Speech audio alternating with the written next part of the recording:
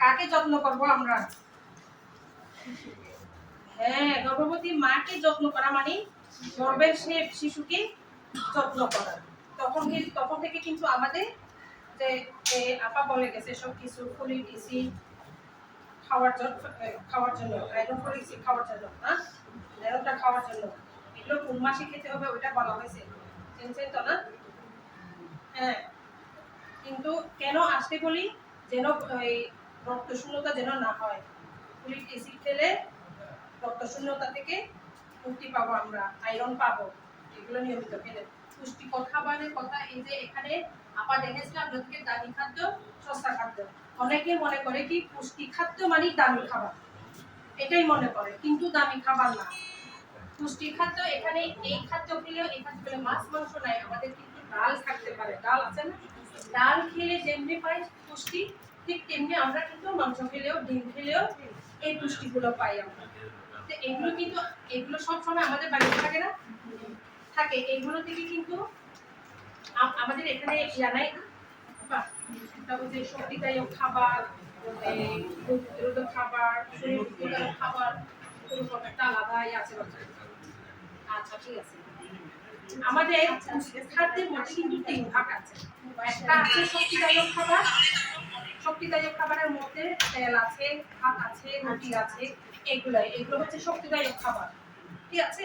তারপরে হচ্ছে শরীর বৃদ্ধিকারক খাবার, ডিম, ডাল, মাছ, মাংস, এগুলো হচ্ছে বৃদ্ধিকারক খাবার। আমরা মাংস খেতে পারি না, ডিম তো খেতে পারি না, ডিম খেতে পারবো না, মাছ পারবো না, আমরা ডাল খাবো, এই যে শাকসবজি ছোট মাছ খাবো, ছোট মাছে কিন্তু বেশি ভিটামিন আছে, এগুলো খাবো, এগুলো হচ্ছে শরীর বৃদ্ধিকারক খাবার। রোগ প্রতিরোধ খাবার কোনগুলা, এই যে আপনার ফল আছে এখানে, ফলমূল, তারপরে যে এগুলো সব দেশীয় শাক না, এখানে কি এখানে এখানে এই যে আপেলের পরিবর্তে আমরা কি খেতে পারি, দেশি পেয়ারা খেতে পারি, আমলকি খেতে পারি, ঠিক আছে। তারপরে এই যে শাকসবজি, এগুলো তো সব আমাদেরই এখানকার, বাইরের কোনো না, এগুলো হচ্ছে রোগ প্রতিরোধক খাবার। জন্য তিনটা করছে, শক্তিদায়ক খাবার, শরীর বৃদ্ধিকারক খাবার, আর রোগ প্রতিরোধ খাবার। এই যে এগুলো হচ্ছে রোগ প্রতিরোধক খাবার, এই যে মিষ্টি কুমড়া, এই পালং শাক, লাল শাক, এগুলো আছে, এই লেবু আছে, ভিটামিন সি, এই খাবারের যেগুলো যতটুকু যে পুষ্টির মান আছে, আমাদের এই সস্তা খাবারের মধ্যেও কিন্তু ঠিক তেমনি একই পুষ্টিমান আছে এখানে।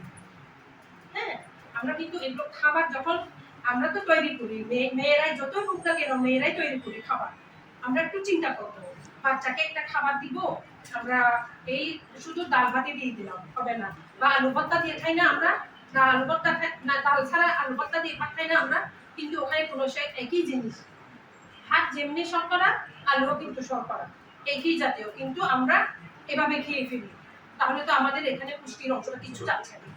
অন্ততপক্ষে ওখানে একটা ডাল বা একটা ডিম যদি একটু মিক্স করতে পারি, তাহলে আমাদের ওখানে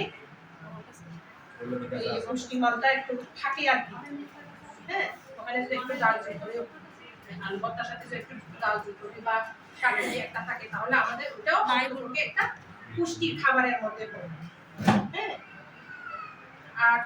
আর একটা জিনিস এই তো গেল, আর একটা এই যে আপা এই যে সিমটম গুলো দেখাইছে, এগুলো যে দেখাইছে, প্রথম আছে রক্তস্রাব, খিঁচুনি, বিলম্বিত প্রসব, ভীষণ জ্বর, মাথা ব্যথা, এগুলো হলে কি বলছিল, সাথে সাথে হসপিটালে চলে আসার জন্য। আর আপনাদের ডেলিভারি গুলিও আপনারা ঘরে চেষ্টা করবেন না, সাহসও করবেন না, হাসপাতালে আসলে আমাদের ডাক্তার আছে, নার্স আছে, তাৎক্ষণিক কি প্রয়োজন, মাকে কি করবে, শিশুকে পরে মাকে কি প্রয়োজন, তাৎক্ষণিক হাসপাতালে আছে, শিশুকে কি প্রয়োজন, তাৎক্ষণিক কি করতে হবে, হাসপাতালে আছে। এখন এই মুহূর্তে সুস্থভাবে হলো, সুস্থ হলো, সবকিছু ওকে হলো, করে মাথায় একটা শ্বাস চলে আসে, তাৎক্ষণিকভাবে আমরা অক্সিজেন দিতে পারতেছি, কিন্তু ঘরে হলে নিয়ে আসবো কোথায়, কখন কি, কোথায় গাড়ি ঘোড়া মানুষ, টানাহেসটা পড়ে গেল না। তো ওই জন্য আমরা সবাইকে উৎসাহ করবো হাসপাতালে যেন ডেলিভারিটা করেন, ঠিক আছে। আপনারাও ওইটাই হাসপাতালেই চলে আসবেন, বা শুধু সদর হাসপাতালে আসতে হবে এমন না, কাছাকাছি যদি সদর হাসপাতাল থাকে বা মাতৃ সদন যদি থাকে ওখানেও যেতে পারেন আপনারা, মোটামুটি আপনারা ঘরে ডেলিভারি করবেন না, হাসপাতালেই চলে আসবেন, ঠিক আছে। এটাই গেল। আর একটা কথা, মাকে ভিটামিন এ ক্যাপসুল একটা খেতে হয় ডেলিভারির পরে, ওটা জানেন আপনারা? এটা মনে রাখবেন, আপনারা নিজে রাখবেন। অনেক সময় হয় কি হাসপাতালে হয়েছে দেয় নাই আমাকে, কিন্তু অনেক সময় অনেক কাজে থাকি তো মেমোরিতে সব সময় ইয়া হয় না, আসে না, তখন আপনারা কিন্তু একটু মনে করে দিতে পারেন, আপা যে ওষুধের পরে তো একটা ভিটামিন কিছু পাই, ক্যাপসুল পাই, কিন্তু আমি পেয়েছি কিনা, দিয়েছেন কিনা, সেটাও একটা আপনারা নিজেরা যদি জেনে থাকি ওটা একটু বলে রাখলেন, আপনারা স্মরণে দিলেন। তাদের হয়তো নাও থাকতে পারে, কারণ একজন রোগী তো না, অনেক একটা কাজ নিয়ে তো ওনারা বসে থাকেন না, হয়তো ওনারা মনেও না থাকতে পারে। ভিটামিন এ ক্যাপসুল এটা কিন্তু অত্যন্ত মার জন্য উপকারী, বাচ্চার জন্য উপকারী। মা খাওয়া মানে এটা বাচ্চার কাছে যাবে। ভিটামিন এ ক্যাপসুল একটা 2 লাখ পায়, এখন মনে হয় ইয়া দিয়ে দেয় একসাথে, ওই চারটা বাইরে থেকে একসাথে চারটা 50 করে, ওইটাই মনে হয় না? ওই যে এপিআই এর ওটাই আছে, এপিআই এর ওটাই 2 লাখ, যেটা লাল। হ্যাঁ হ্যাঁ, ওটা একটু আপনারা এটা স্টুডেন্ট না, এটা একটু খেয়াল রাখবেন। 42 দিন মানে 40 দিনে, 42 দিনের ভিতরে অবশ্যই মাকে খেতে হবে। 42 দিন পার হয়ে গেলে ওটা আর দেয়া যাবে না, ঠিক আছে? এটা ভিটামিন এ ক্যাপসুল হচ্ছে চোখের দৃষ্টির জন্য, এটা এ মানে কি সব কিছু আছে ওখানে। তো এই যেমন আপনারা শুনছেন না ব্যাংকিং ইয়াতে, এখন টিভিতে ফেসবুকেও থাকে এখন, এই যে বাচ্চারা এখন খাম হচ্ছে না, যাদের খাম হয়েছে মানে হয়ে গেছে তাদের পক্ষে, তাদেরকে টিকা দেওয়া যাবে না এই মুহূর্তে। কি দেওয়া যাবে? তাদেরকে ভিটামিন এ ক্যাপসুল খাওয়ানো যাবে, যদি ভালো হয়ে গেলে তারপরে টিকা পাবে। ধরেন একটা বাচ্চা এখন হাম পাচ্ছে, তাকে কিন্তু টিকা দেওয়া যাবে না, কি দিতে হবে তাকে? ভিটামিন এ ক্যাপসুল দিতে হবে। এটাই মনে রাখবেন আপনারা।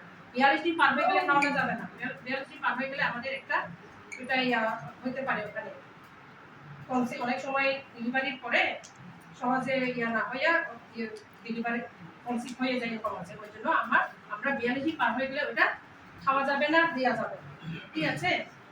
আর টিকার ব্যাপারে একদম সজাগ থাকবেন। অনেকে বিসিজি টিকাটা কিন্তু খেয়াল রাখবেন। বিসিজি টিকা আপনাদের সবকিছু একটা পর একটা বলে যাচ্ছি আমি। বিসিজি টিকাটাও এনশিওর করবেন, মানে যত তাড়াতাড়ি দিতে পারে। বিসিজি টিকা জন্মের পর পরেও দেওয়া যায়। বিসিজি টিকা ওটা কি কোন রোগের জন্য দেয় জানেন?